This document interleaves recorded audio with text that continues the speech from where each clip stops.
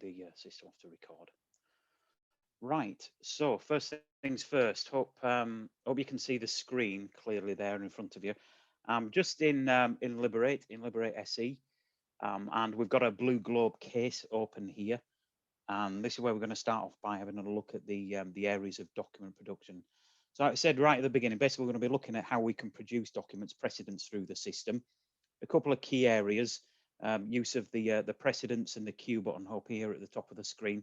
You can see the little pointer there. That's where we're going to be going into, mainly focusing on it here in the case, but also going to have a look at it from command level as well.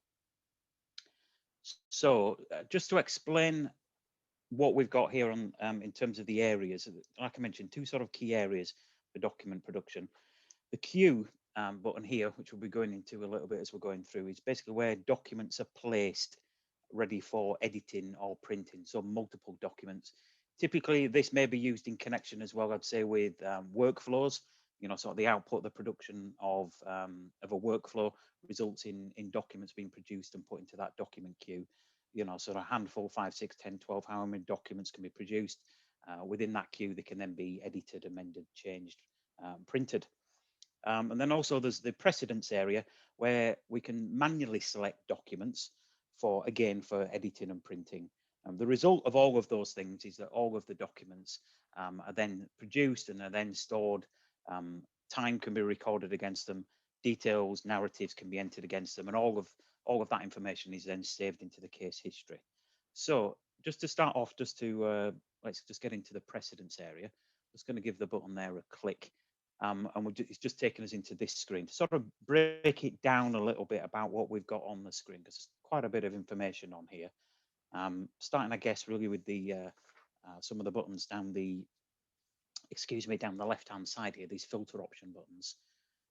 Because in the main area in the middle of the screen is basically the details of all the precedents, the library, if you like, of all the precedents that are available. What you're looking at within this area here is all of the precedents are particular to this case type that you're actually in at the moment, or those which are generic, global as we call them, which would span multiple case types. So that's the idea of what we've got in the middle of the screen.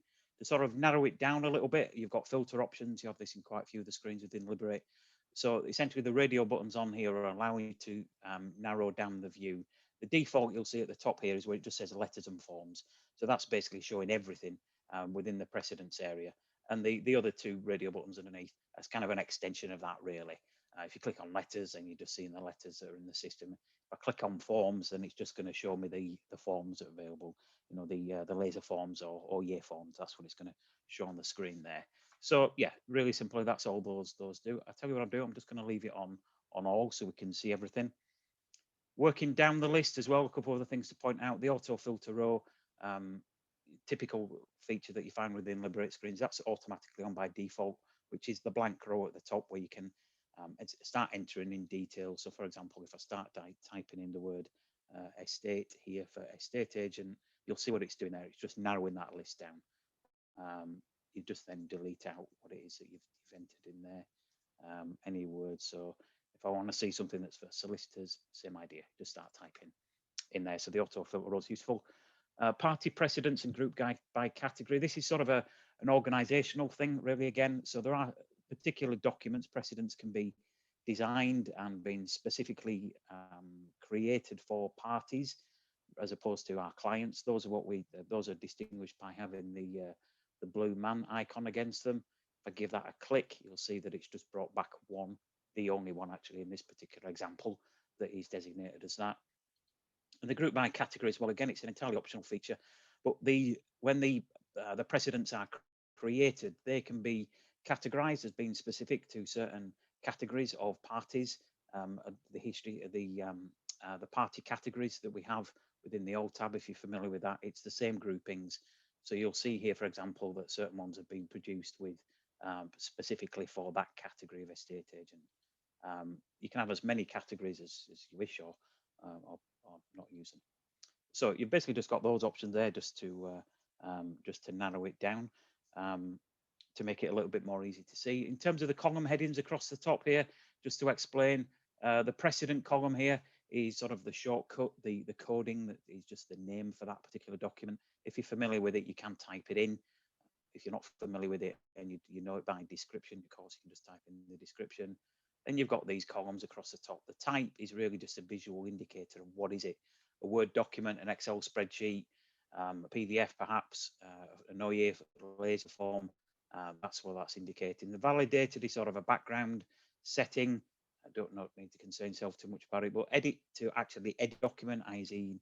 open it up so you can start making changes and add text to it, and print will actually print it out to the configured printer in the format that it's designed to output as.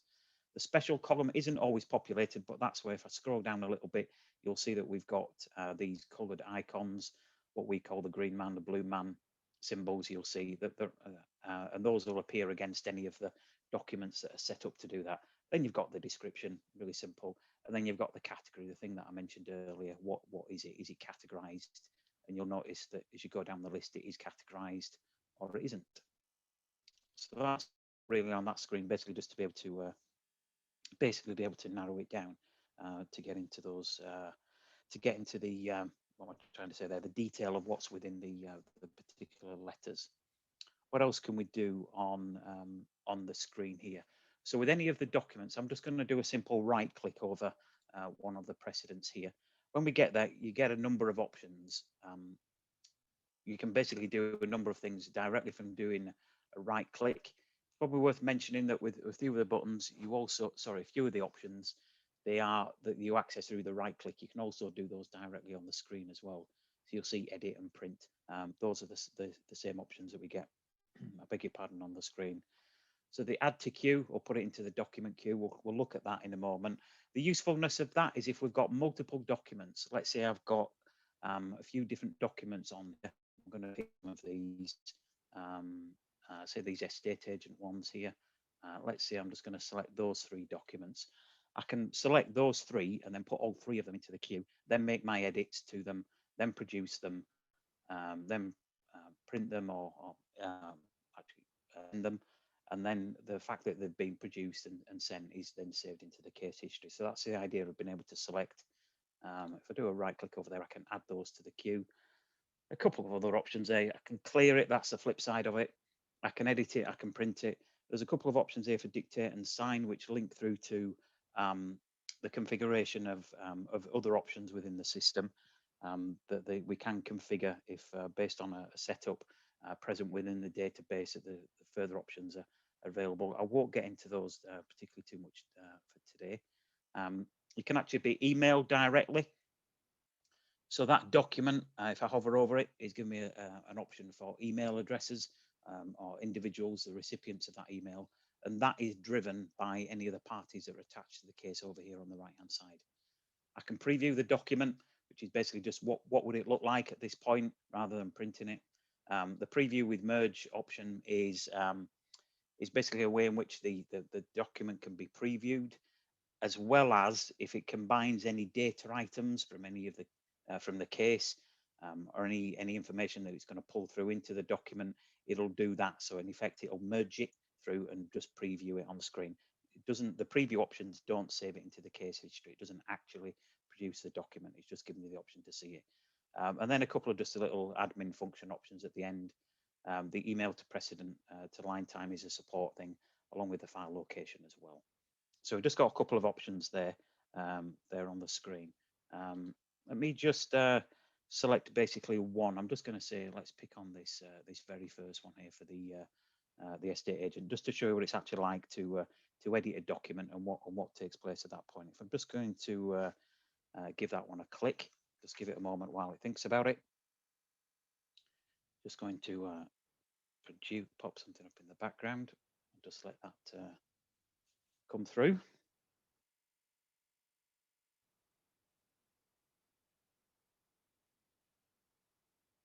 There we go. Okie doke. So the first thing I get as when the document starts to be edited is this screen. There's basically 2 parts to this, the document renaming window. At the top of the screen, this is an opportunity to change the name of the document. So the document itself, the precedent itself, has just got a default name. If I just move my mouse out of the screen out of the way here, you'll see that's what it's called. That's what it's called up here, and it's just put a time and date stamp at the end. So this is an opportunity here for Perhaps I might want to leave the time and date stamp. That might be useful, but I might want to put my initials, and I might want to say who it's regarding, something along those lines. You can change the detail of the letter here. So that's what you do at the top part. That's what it's going to be named when it's saved into the case history. The bottom part of the screen here is what is it going to be categorized as, the history category that it's going to go into when it's saved into the case history. The way that it can be designated and set up in the letter is that it already categorizes itself as to fall into that category, which it seems to have done here.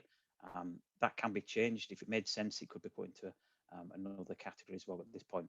So I'm not going to do a great deal on there, just change the name slightly. I'm going to click OK.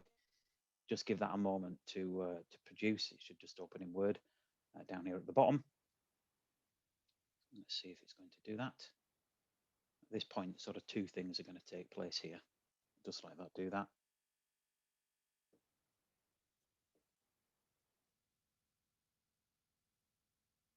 My system's just running a wee bit slow today. So you see that it's produced the document. Also, if so the Word document's there. I can edit this now. I can change this. I can make any additions to it. Then just basically just save the document. So if I wanted to insert a new para here, something along those lines, I can do that. Or if I'm happy with it, just leave it. So I'm just going to save that. I'll just come out of the document. I won't, excuse me, lose my voice a little bit there. I'm not going to come completely out of Word, but I'll just close that Word document. And I just want to go back to what I've got open now in Liberate, which is the time recording window. So just to spend a little bit of time just looking at this. So at the point of producing the document, those two things happen. The renaming window appears, and then also the time recording window. So just to explain what we've got on here, this has been generated automatically. I didn't click anywhere. It was at the point of producing the document. So I've got the time recording window down the right-hand side where I can record. I can enter a narrative. So I might just say, just going to put something really simple in and put today's date for that. I can select an activity. Just go with that one as a default one. So I've just record the time at this point. The narrative, we've mentioned this a little bit here. That this is the narrative. This is what it's basically going to call it within the case when it saves it. So I could amend that now. Perhaps I might want to make this quite a bit shorter, just to show you that it's really simple just to change there. But also to point out on here as well is there's this option here for history categories. So this, if I give this a click, this is the tab that will show you what is it going to be categorized as when it goes into the case history. So this is your opportunity here to amend it, to change that, excuse me, perhaps put it into another category or multiple categories. So basically it's at this point, so any of this time now that is been recorded on here, the usual things with the clock, by the way, I can stop this, can manually change the number of units or overwrite it with the time. And once I've got that done, I'm just going to save this now. So I'm going to use the option to post time, save and close. So it'll post the time into Liberate in either to the holding area or post it directly. What it'll also do within here is save the note that I've got here and the document, and it'll close the screen. So if I give that a click, just give it a moment to do that. That's now closed, and if I just go back into Liberate that I've got here, just to show you in the history for this particular case, if I give that a click, can you see there that it's produced? That's what it's now recorded it as and saved into the case history. So that's how you can produce one document directly from the precedence area. Did mention this thing about being able to do multiple documents and how that would interact with the queue. So let me just do that here. I'm just going to select, let's say we've got 4 of these documents. So if I select them and then want to put them into the queue, because I'm going to now affect multiple documents, you basically select and then click this button, which by the way is grayed out until you've selected multiple documents. Give that a click. Just give it a moment while it thinks about it, and it'll take me into the document queue. So now within the document queue area, a couple of things that we can do within here. Just to mention, the description here is the description that it's given it when it's the default name that it holds as a precedent. So this does give you an opportunity here to change it. Before I'm going to edit the document and put any more text in, well, I've got an opportunity here to rename it at this point. Really useful if you've got precedents called, blank letter to party or blank letter to client or blank document. We obviously don't want to save as that into the history. Give it something more useful here as a title. So I can do that on there.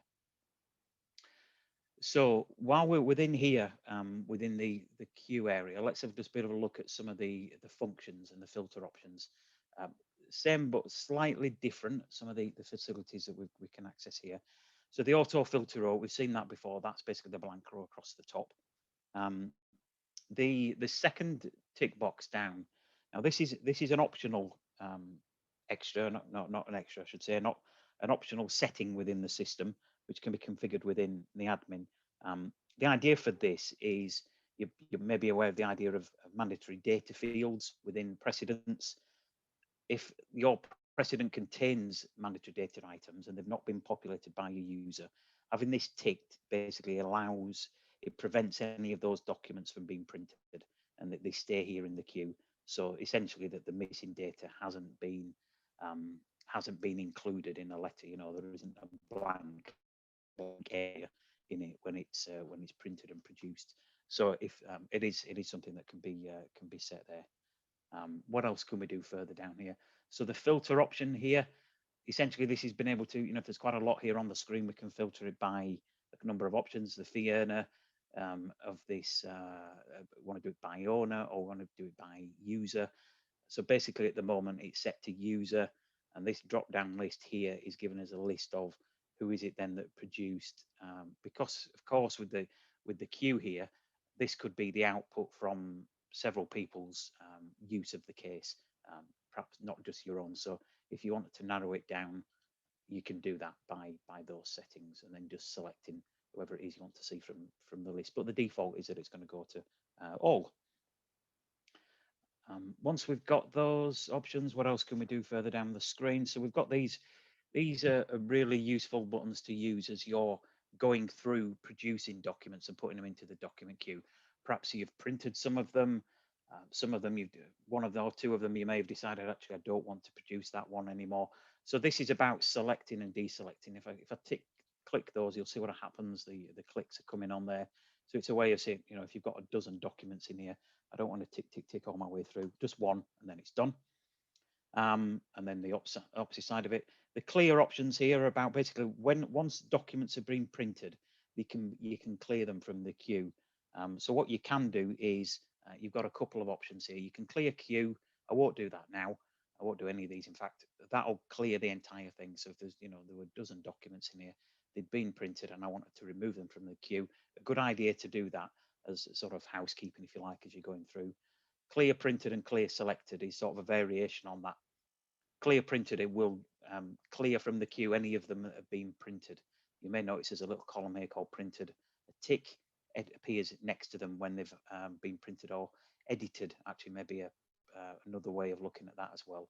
And then selected is, if you've got 4 of the 12 that you've got in there, say you tick against those 4 and click selected, and it will clear those off. So that's basically about the appearance on the screen of what you've got there. And then the current list, this is about printing documents. So with what you've got selected at the moment, you can print them. That'll select the required documents or all of them, click on print, and then it'll print those documents. The email will do the same. It allows for the precedents that you've got selected to be sent as an attachment to an email to any of the parties that we've got selected over here on the right hand side as well. And the refresh is basically once you've made any changes or selections in these bit up here, click that and it just refreshes the screen. What else can we do within here as well? A couple of right click options to show you about. It's a bit of a variation on those buttons over on the left, really. An extension, I should say. Selecting and deselecting, clear the printed, the queue, the selected. We've seen all of those. The dictate and sign, I mentioned that about the other options that are available. The email as well, and also the reset to base precedent. So this is again is another sort of admin function that we can do within there. So that's what we can do within within the document queue, basically to be able to put something into that area and to be able to deal with that. what I'd like to show you a particular use of some of the documents here is the use of the blue and the green man, or to give them the proper title, about party precedence and client precedence. So what I'm just going to do at the moment, I'm just going to clear this queue out actually.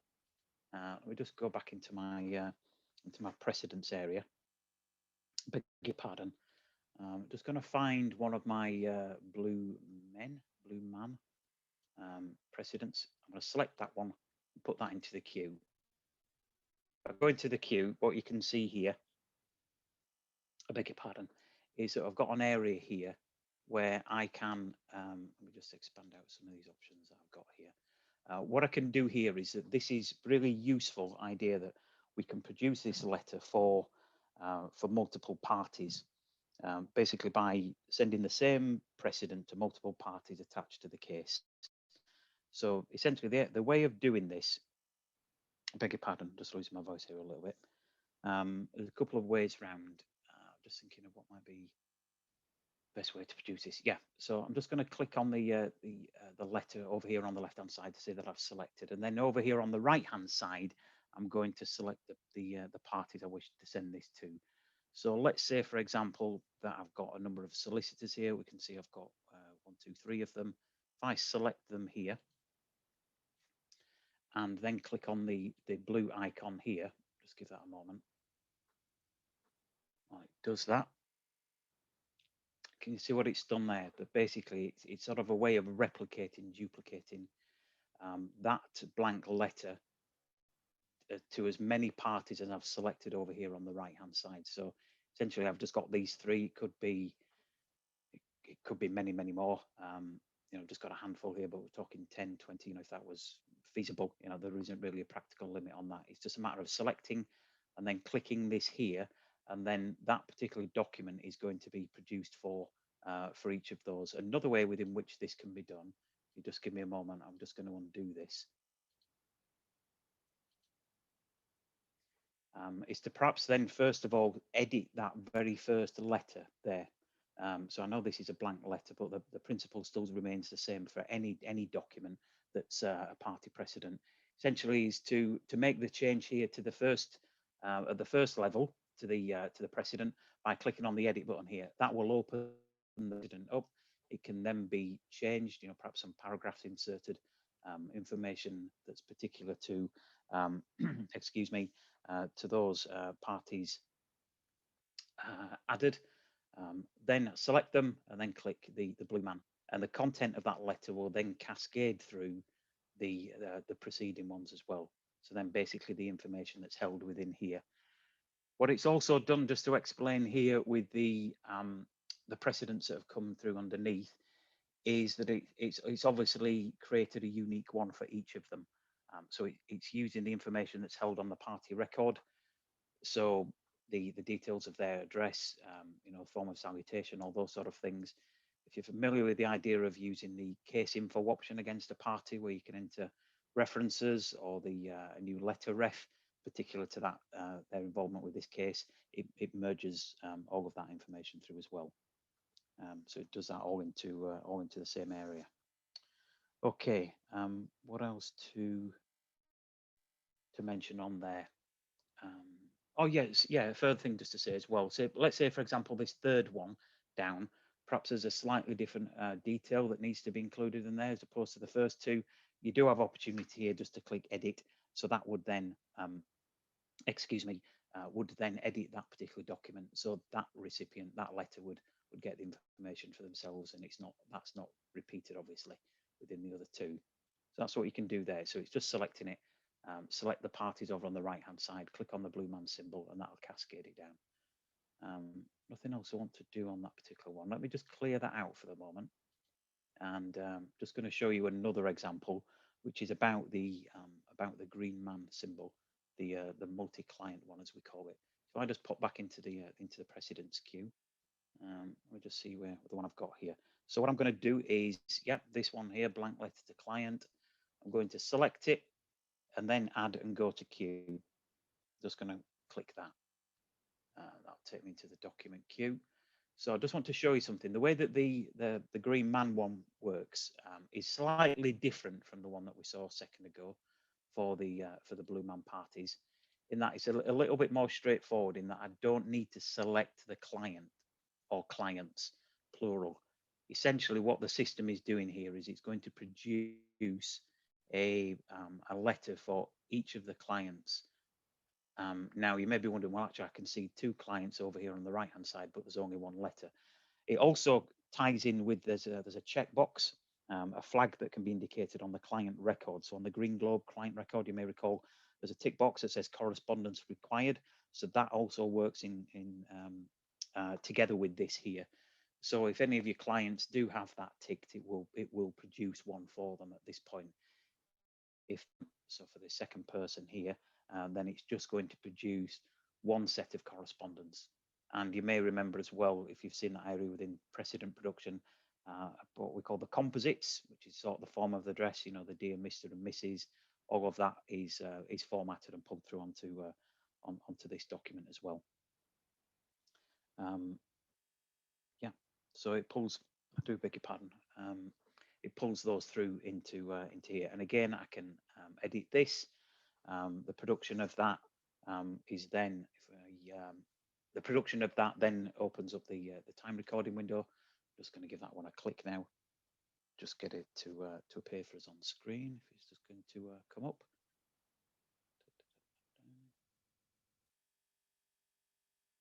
It's just coming now, I think.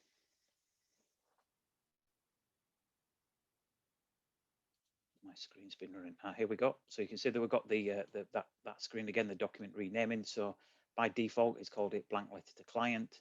So obviously this might be my opportunity here to call it letter to Mrs. E. Parsons, whatever that needs to be. You'll see that it's designated as being falling within the history category of clients. That's just sort of in the background. That can be changed or added here. I'm just going to say OK to that.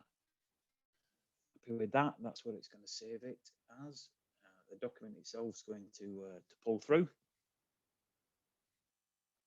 And we'll see it on screen in a second.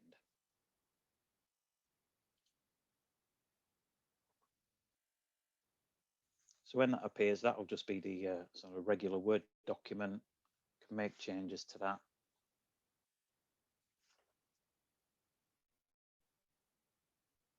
If I wish to. There we go. You can see what it's pulled through. So that's about the form of address, the composites. Not a perfect example here in this dummy letter that I've got here, but that's the idea of where it's pulling that information through. And again, any of the relines or anything like that have been entered on the case. Now, I'm not going to spend any time on that. I don't actually want to look at the Word document. Just going to save that and close and come back out of it. And also we've got open in the background the time recording window again, same as we had before. So I might just put letter out to Mrs. E. Parsons. Let's put an activity against that. That's the description I've got. Happy with the history category there being as clients. So let's just save that. Post time, save and close. Pop now back into Liberate. Let's just have a look at the history tab. You see that it's recorded it into the history there. So those are the sort of the two areas and essentially for creating the documents from the precedents and the use of the queue.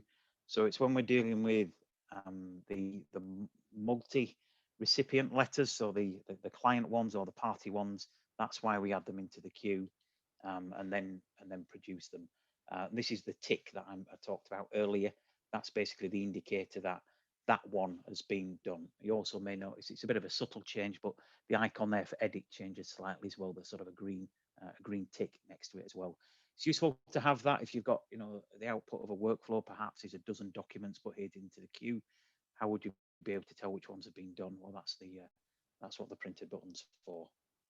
Okay, what else to mention on here? So I think just moving through, I think we'll move on to having a look at notes and how we can use those, and in particular how we can put reminders on those as well. So sort of an extension really of something that's produced and put into the history is this idea of using notes. So I'm just going to give the note button here a click. You do see this wherever you are on the screen. So whichever tab you're on, you'll always see the note button up at the top of the screen. If I give that a click, just going to get into producing the note itself. So let me just bring that up on the screen. Hope I'll just move that into the center. So you'll see it's made up of two parts, similar to when we were producing the precedent. So the note down here area, the time recording area, I should say, within the note is pretty much the same thing. So I'm going to say, let's say it was just I'm making a note about a phone call with client. Let's say just to put some detail in there. What can I do basically within this screen? Is the time recording is pretty much the same as we saw earlier. It's exactly the same as I saw earlier, I should say. Let me just find one for phone calls. Yep, great. Put that one in there. Just come out of that. I've got the narrative area. This is the message. This is the note. This is where I enter the details of the note. Just to mention, it's a large area here. You can do copy and paste from a Word document or an email. You know, if you've got the text you want to put somewhere else. There is also something that can be configured within the system. This drop-down list here of quick note. If I give that a click, sort of standard text, if you like, that users frequently enter can be done here.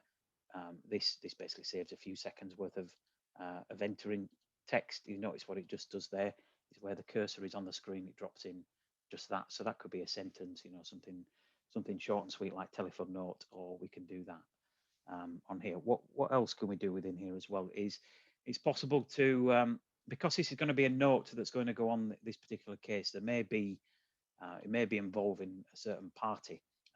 So we can, from this drop down list here, you can select the party that this is associated with.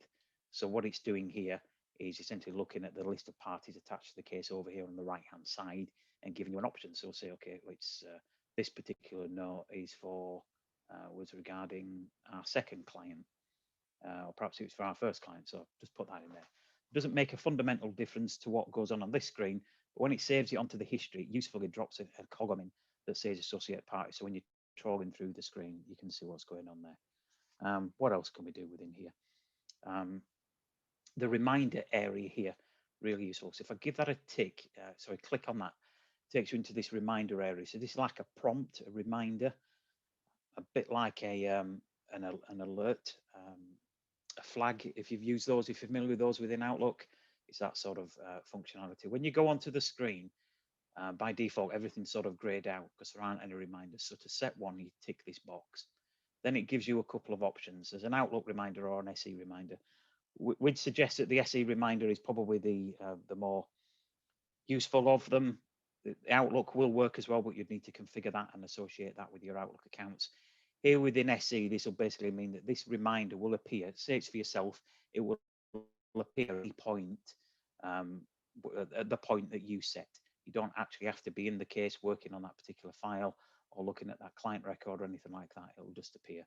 So the remind here is, who do you want it to remind? It's going to remind you. This is the person I'm pretending to be today.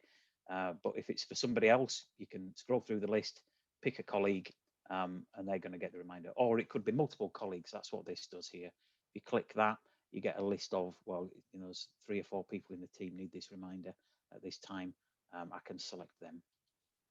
Then you've got the time, the date, when do you want it to happen? Do you want it to pop up exactly then, or, you know, the 15 minutes before, that sort of thing. And then the subject is basically what the reminder is. This is a reminder for you. Simple as that.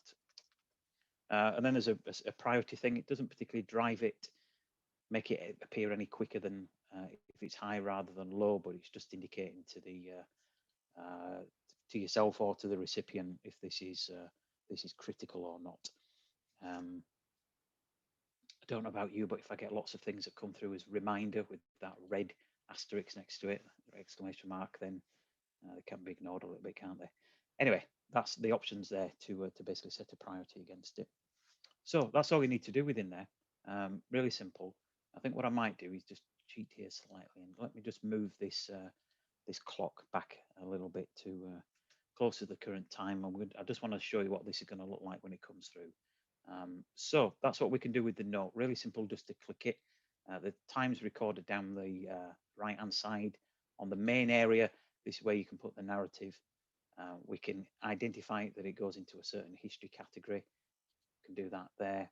And then we've used the reminder tab. So yeah, I think I'm done with that for the moment. I think what I'll do here is, I beg your pardon, is just save that along with the time. Give that a moment while it does that. Now that itself goes into the history along with everything else. If you can see also, just to indicate that there's a reminder set against it, you get this option here.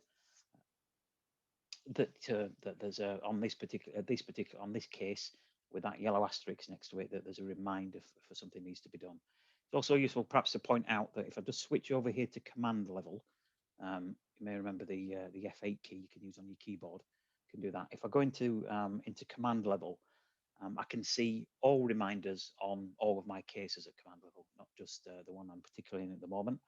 If I go to the reminders icon here and give that a click, what I'm going to get here is a list that says full reminder list, and that's all of them, or I'm going to get the notifications. So I'll tell you what I'm going to do is, let me go with the full reminder list, give that one a click. Just give it a moment while he thinks about it.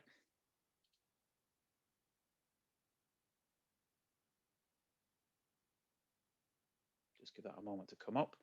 And it's taken us into an area that looks, is really the history area, but here at command level rather than just being at case level. So the screen's pretty much the same.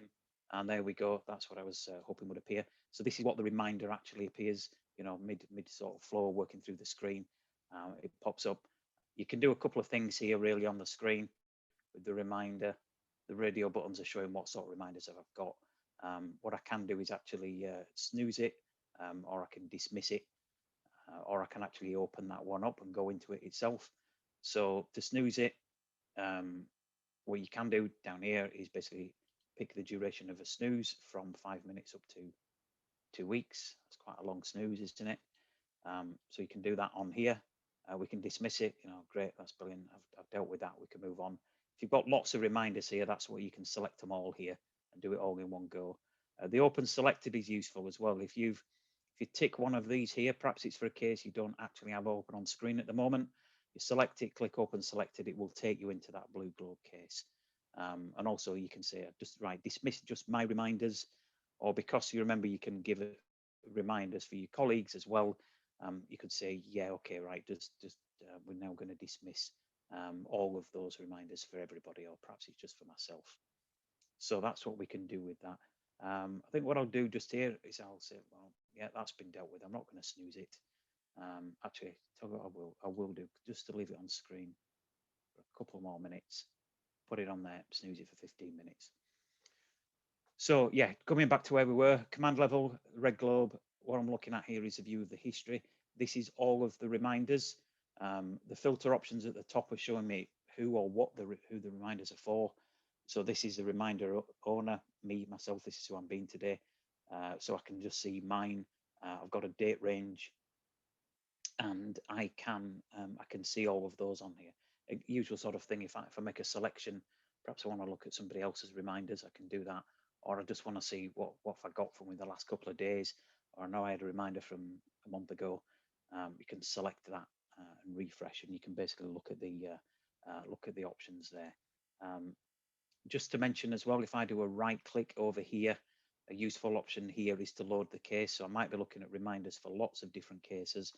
What if I want to quickly jump through into one of those? Then I can do that directly from here.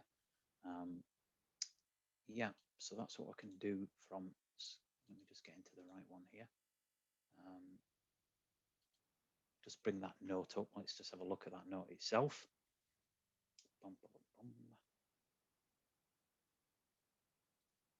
As it comes up. So what did I want to have a look at on here is this area as well within the note. Just to mention as well, within time entries, the existing time entries tab on the note, this is going to show me any of the existing time on this case.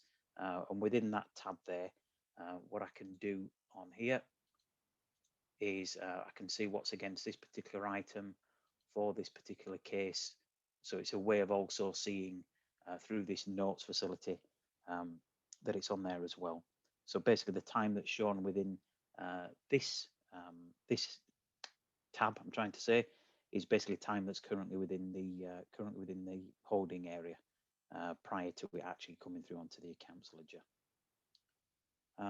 Okay, don't want to say too much more about that now. What I'm going to do is just going to close out of that note just in the last couple of minutes here, just to show you a few things within the case level. So again, let me just jump back to the case. Sorry, I already am, aren't I? Already within the already within command level. If I just come out of this screen here, let me just show you a couple of options of things that we can do within here. So it is possible within here to create notes at command level. The idea of these, and probably the most useful idea of these, is that the note can be created and saved by yourself if the case has not yet actually been created at that stage. So we don't have a Blue Globe case yet. What we can do is we can create notes in anticipation of that happening. They can be saved here at command level, and then at the point when the case is created, we can then attach them to it. So to be able to do it, we do it like I mentioned here from command level. Let's say that I've got a note here. Let's say it's a phone out note I'm going to make. Let's give that a click. Now, once I give this a click, what you may notice here is that what is slightly different is that there isn't an associated party. I don't have across the top, like I did when I was in the case, the name of the case, because there isn't one yet. It's not being attached in that way. What I'll do is phone call with Mr. Jones. So it's Mr. Jones on 1st April. You know, this discussion, etc., etc. So once I've got that, all I need to do on here, and I'm not going to post any time yet because I can't do that because there isn't actually a case to do that against yet. So what I'm going to do is just click save and close here. So I've got the note in, I'm going to save it and close it. What that then does is, I'm just going to expand this AI area out here and pin it into place. So within the bar that is permanently on the right-hand side of the screen, you may have seen this is where your time budgets. This is where it shows any notes that you've currently got open and on the go at the moment. There's this My Notes option here. So basically it sits there within the My Notes area. Then at the point, let's say when the case has been created, what you could do here is select the note itself that you've got. So this is sort of a temporary area, not sort of a permanent area, I should say. Obviously, it's only put on there until the point at which we want to attach it with a case. I should point out they don't disappear when you log out of the system. They'll still be there. You know, if it's just left there for days, weeks, months, or however long, it's going to be on there. And it's at this point when I can then, if I do a right click over it, you see I've got an option there to move to. And what that will let me do is then move that to a case. You get a couple of options when you're in here. You can search for it under a couple of different fields. You can also very handily at the bottom of the screen here, if I hover over that, you'll see it expands out. These are the last few dozen cases that I've been in on the system. Perhaps it's been created, it's been opened, so that's really useful that you can then just move that note directly to a case that you've just created. You'll also notice at the very top there, you've also got the option, of course, to delete it. You know, if you don't want to take it any further, and it doesn't really, it's not required. Just delete that note entry out by clicking the delete option there, and it's gone. Okay, what else can we do within here? I think actually that probably most of the functionality there within the notes area. So just on that last little part there, just to show you where I created it from the option on the screen for a new note, clicking on here at command level, the screen is slightly different in that it doesn't have a case associated with it. Enter your note. I'll just put in a second example here just to show you of a note at command level. If I click on save and close, it's then going to go straight in there. You notice the timestamp, and if I was recording any time against it there, it's done there as well. Then at the point the case is created, simple right click and move to that case. And that note then is associated with that. That case goes into the case history for that particular case and clears itself off from the screen here. So I think just looking at the time, folks, I think that pretty much covers everything I wanted to have a look at this afternoon. Hope that's been of help. Lorraine, have we got any questions or anything we want to have a look at? Thanks, Richard. There's no questions left over at the moment. I did have one which I've answered, and it was just in relation to the post time save and close, and if you didn't want to record any time, I confirmed there's a button that says save and close, which will just save and close the note without recording any time. But just to advise you, the lady that did ask the question, if it's a case that you don't actually do any time recording at all, you never need to see the time recording button. If you find that you are seeing that, it can be updated in your user record by the admin team to actually suppress the time recording so that you don't actually see that window appear at all. So if that's the case that you don't need to do any time recording ever, then you might just want to let them know that they can remove that for you. While we're waiting to see if we do get any questions come through, I just want to let you know that we do, you can access the upcoming webinars that we have through our website, www.linetime.co.uk, and it's in the events section. We do have one more coming up at the end of April regarding the navigation and use of SE history. And you'll also find there are webinars in May and June as well. So just give you an update of what we've got coming up in May. We've got areas for time recording, ledger inquiries and management, individual bills, Red Globe user options, the updates that are coming through for credit control. And then in June, we have debt recovery basics, precedent maintenance for admin designer users, replication, and also VAT journals, sorry, one more as well, billing wizard. So if you think you might be interested in any of those, feel free to, as I say, access the website and go to the events section and sign up to any of those. No questions have come through yet, so if you do think of anything later on following the webinar, feel free to contact us separately. You can contact us on the support team or training team. Somebody will be able to answer any questions that you have, but otherwise, I guess, thank you for joining us today. Yep, thanks a lot for your time, everyone. Goodbye, everyone. Have a great afternoon. Thanks, everyone. Bye now.